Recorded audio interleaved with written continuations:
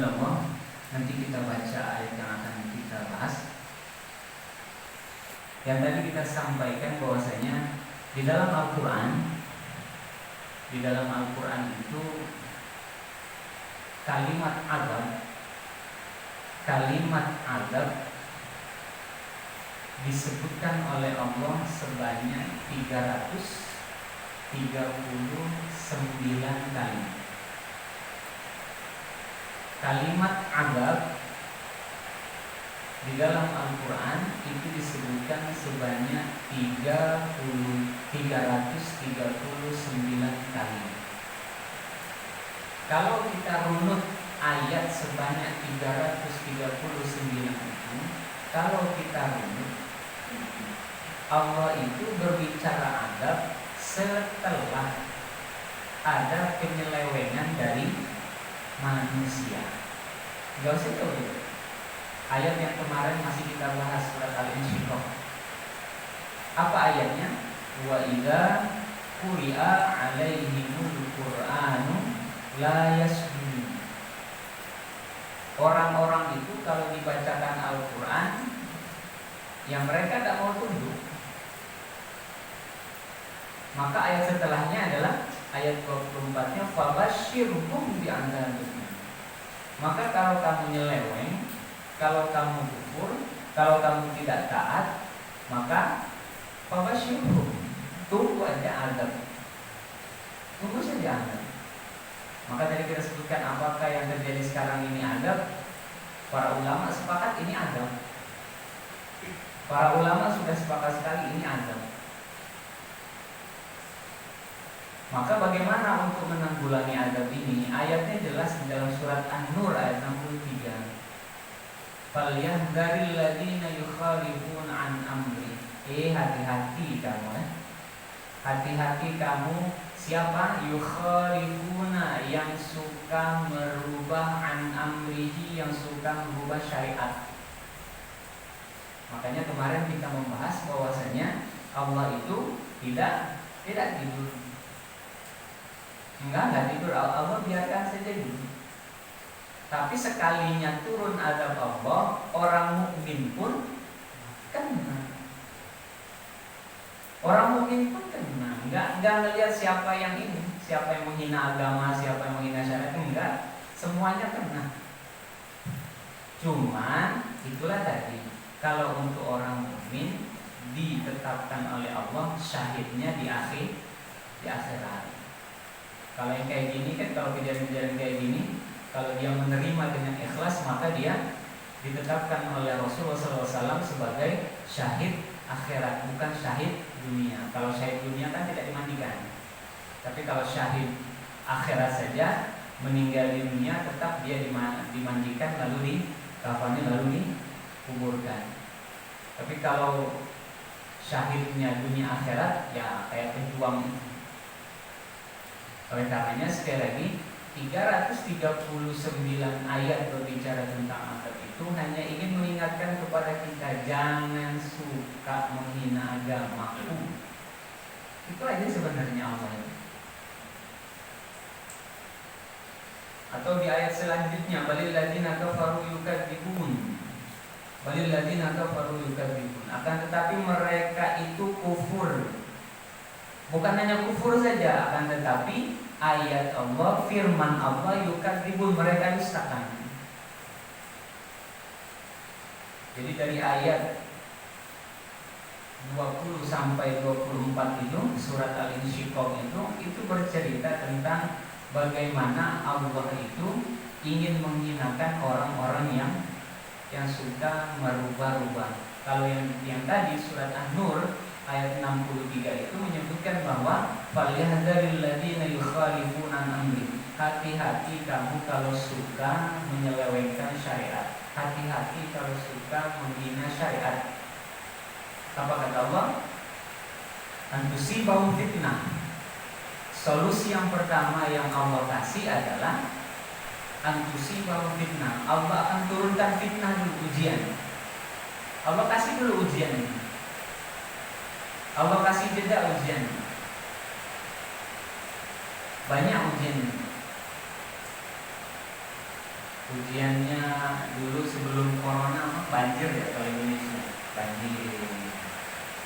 Terus ini. Di satu sisi ada yang banjir, di satu sisi ada yang kering. Tapi masih juga ini enggak apa ya, kalau istilah kita, masih tidak juga ini orang.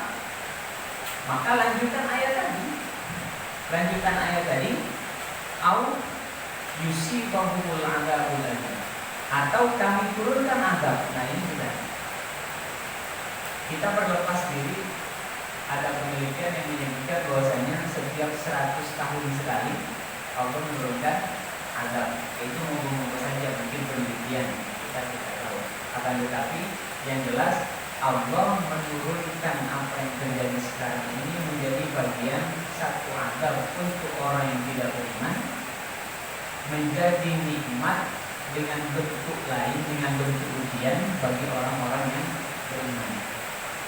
Oleh karenanya sekali lagi, sebelum kita masuk pada surat yang selanjutnya, surat Al-Buruj,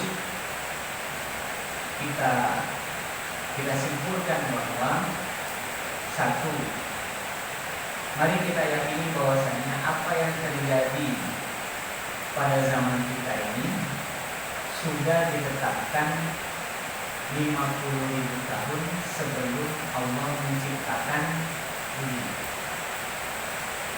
Sampai-sampai Allah juga sudah menuliskan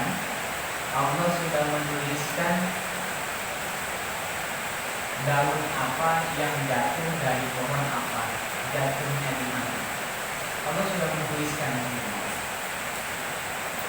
Lalu yang kedua adalah untuk siap siaga, silakan, karena memang agama juga menyuruh. Makanya ketika salah seorang sahabat turun dari kuda, lalu kudanya dibiarkan saja begitu, apa kata Nabi? Ikat dulu itu, ikat dulu kudamu itu, main tinggal aja. Ikat dulu baru tawakal. Tidak bisa.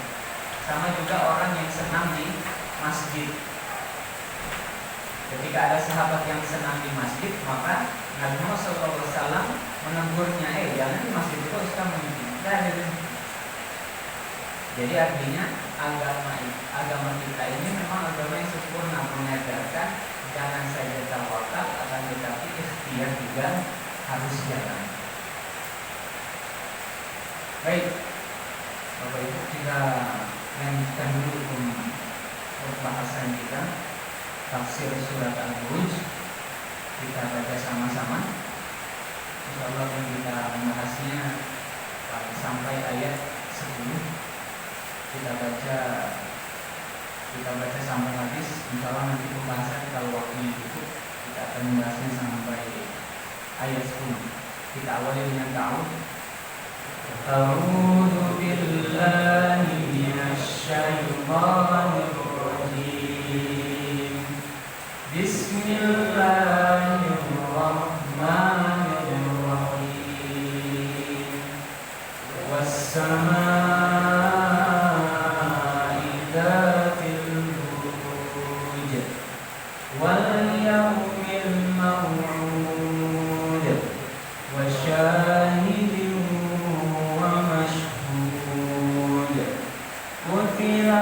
ashabul ukhdud an-nari dzatil waqud idhum 'alaiha qu'ud wa hum 'ala ma yaf'aluna bil mu'minina shuhud wa ma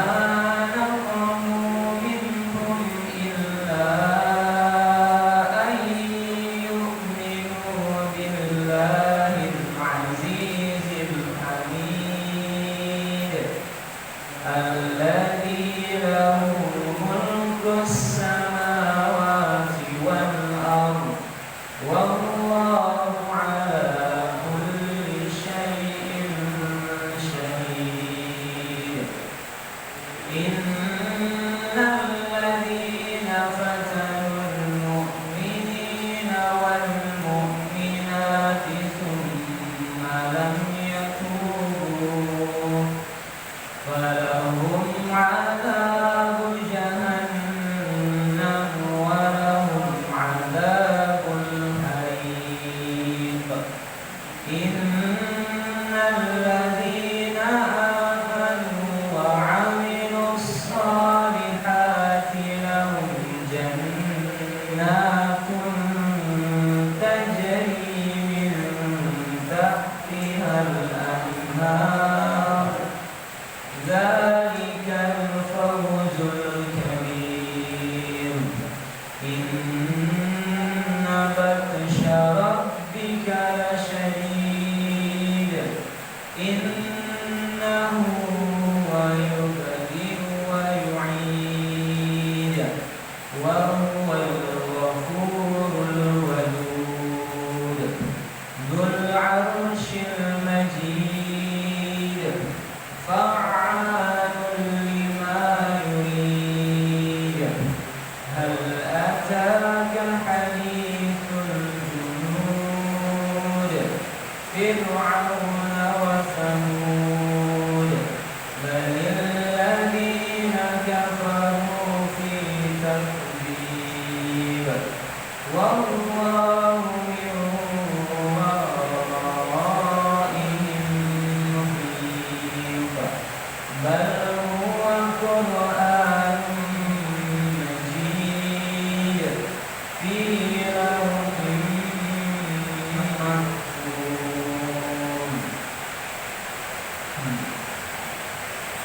Bismillahirrahmanirrahim. Was-sama'i dzatil buruj. Kalau di sini artinya demi langit yang mempunyai urusan bintang. Lalu yang selanjutnya wal yaumil ma'mur wa syahidin wa mashhud. Waktu zaman Nabi Muhammad SAW, Nabi Muhammad itu pernah dikritik. Apa yang disebutkan oleh Muhammad itu, kata orang kafir, apa yang disebutkan oleh Muhammad itu semua hanya syair. Semua hanya syair. Contoh apa yang tadi kita baca, was-sama'i dzatil buruj wal yaumil maw'ud wa syahidin wa mashhud. Belakangnya itu unik. Maka orang-orang kafir menilai yang namanya Muhammad itu bukan wahyu itu. Itu hanya, kalau istilah kita apa ya? Kalau belakangnya sama itu, nah, kayak pantun itu. Makanya ada yang membuat satu ayat, yaitu ayat surat Al-Fil. Al-Fil lahu khurtumun tawil. Nah, belakangnya il semua. Walahu udhunun kabir. Jadi dia ingin mengikuti bagaimana kalimat-kalimat yang ada di dalam Al-Quran. Contoh, kalau di dalam surat Al-Isra itu kan belakangnya semuanya. Makanya ketika Nabi Muhammad SAW itu menyebutkan ayat-ayat Allah, maka ada yang lalu mendustakan. Muhammad itu suka buat-buat. Makanya disebutkan bahwasanya Nabi Muhammad itu adalah ummi, tidak bisa baca dan tidak bisa tulis. Tapi ada yang menyebutkan, ada yang berani menyebutkan bahwasanya Nabi Muhammad itu bisa nulis, bisa baca. Padahal ayatnya jelas, ummi itu tidak bisa nulis, tidak bisa baca. Oleh karenanya, ketika Nabi Muhammad SAW berhadapan dengan sahabat Umar yang dulu pernah kita kisahkan, ketika sahabat Umar mendatangi adiknya, maka sahabat Umar sambil jalan itu mendengar ayat-ayat yang dibaca oleh adiknya. Maka dia itu setelah mandi, setelah menempelkan adiknya dengan suaminya, lalu kata adiknya, mandi dulu kamu nanti. Setelah sahabat Umar radhiyallahu anhu mandi, lalu dia membaca surat Toha. Setelah membaca surat Toha, apa kata sahabat Umar radhiyallahu anhu? Saya tidak pernah menemukan kalimat-kalimat indah, kalimat-kalimat indah yang maknanya sangat dalam. Karena kalau syair-syair itu kan biasa, sama kayak tadi yang tadi saya sebutkan. Al-fil, gajah, lahu khurtumun tawil, dia memiliki belalai yang panjang. Itu kan bahasa umum Pak. Ya kita nggak tahu gajahnya ya. Belalainya panjang, kupingnya besar, badannya besar. Ya sudah, nggak usah dijelaskan, itu udah paham. Kalau kita melihat barang itu udah paham. Tapi kalau bahasa Al-Quran enggak. Bahasa Al-Quran itu sangat detail. Makanya kalau kita membahas bahasa Al-Quran itu nanti kalau kita belajar bahasa Arab, pada akhirnya kita akan membahas tentang ilmu badi'. Apa itu ilmu badi'? Ilmu badi' itu adalah ilmu yang menjadikan bahasa Al-Quran itu menyentuh. Bayangkan Bapak, bahasa Al-Quran itu kalau dibacakan menyentuh, sekalipun orang tidak tahu artinya. Sekalipun orang tidak tahu artinya, itu bisa nangis. Kalau Bapak ya mungkin Bapak Ibu pernah waktu umroh mungkin atau haji, ada imam itu sampai menangis. Bahkan kita pun itu nangis.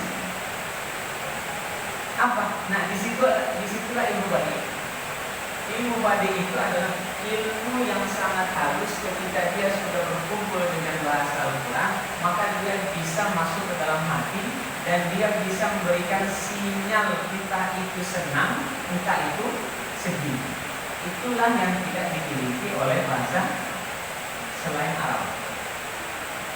Makanya waktu 2015 masuk ke Jogja, ngobrol sama orang Jawa, kulo panjenengan tangan sampai begini Pak. Kamu sekali orang Jawa. Tapi ternyata ada yang lebih halus, yaitu bahasa Al-Quran. Dan bahasa itu tidak pernah ada pada pembahasan bahasa selain bahasa Al-Quran. Dan di sini wasama idzatil buruj, demi langit yang memiliki gugusan bintang. Yang memiliki gugusan bintang ini, kalau istilah kita itu galaksi kalau dalam bahasa kita. Apakah sudah ada yang pernah meneliti ke sana? Kalau secara jujur tidak ada atau belum pernah ada yang bisa meretas langit. Jadi di sini kita hanya bisa mendapatkan kabar dari Al-Quran. Bagaimana bentuk galaksi itu kita tidak pernah tahu. Tapi yang jelas di sini disebutkan bahwasanya langit itu memiliki gugusan bintang. Wal yaumil ma'un, dan demi hari yang sudah dijanjikan. Hari yang sudah dijanjikan ada beberapa tafsiran. Tafsiran yang paling kuat adalah hari yang sudah dijanjikan, yaitu hari kiamat. Di dalam tafsiran lain disebutkan hari yang sudah dijanjikan adalah hari di mana takdir kita berlaku. Mungkin kalau zaman sekarang ya apa yang terjadi sekarang ini termasuk wal yaumil ma'un. Hari ini sudah ditentukan, hari ini sudah ditetapkan siapa yang meninggal. Dan innalillah masuk hari ini sekitar 300-an ya. Sudah benar. Kita berdoa semoga ada penanggulangan semoga semuanya sembuh. Lalu wasyahidi wa masyhud, dan demi yang menyaksikan dan yang disaksikan. Kalimat ini menyebutkan yang menyaksikan. Siapa yang menyaksikan? Yang menyaksikan itu adalah Allah. dan para malaikat yang diutus oleh Allah untuk menemani manusia. Makanya ada malaikat yang mencatat kebaikan, ada malaikat yang mencatat keburukan kita. Dan mereka menyaksikan.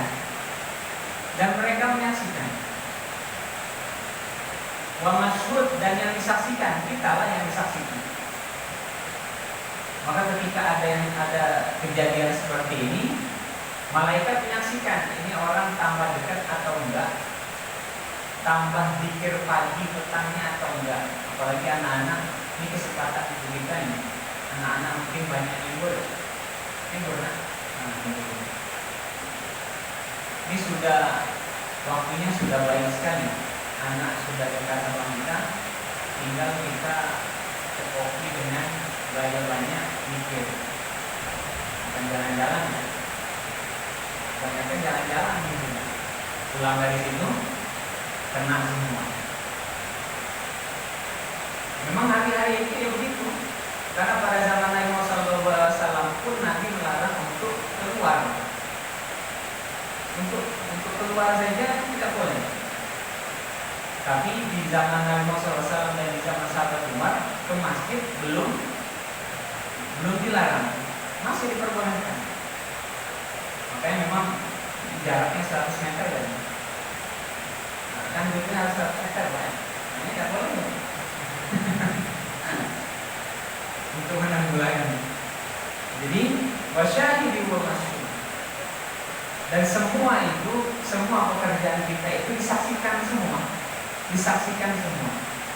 Terlebih ketika kita bertawud, ketika terjadi hal seperti ini, kita pun disaksikan. Sebenarnya ayat ketiga dan ayat kedua dan ketiga itu ingin mengajarkan kepada kita satu, banyak sekali hari-hari yang sudah ditentukan oleh Allah. Karena sudah ditentukan, terima saja. Ya bagaimana gak terima Pak? Ya sudah kejadian sama kayak hujan. Ya Allah hujan. Kalau dikomplain malah jadi dosa. Maka Nabi Muhammad SAW mengajarkan kepada kita agar kita berdoa saja, terima saja. Allahumma sholli ala Muhammad. Lalu pada ayat keempat, kutil ashabul ukhdud. Pada ayat keempat ini ada kisah yang disebutkan pada hadis Imam Muslim, yaitu ashabul ukhdud. Saya hanya mengulang saja karena mungkin Bapak Ibu sudah hafal kisah ini. Kisah ashabul ukhdud dalam hadis riwayat Muslim, Sahih Muslim jilid keempat, hadis yang ke-2005, menyebutkan bahwasanya Nabi Muhammad SAW bersabda, dahulu di Yaman itu ada kerajaan di mana tukang sihirnya itu sudah tua.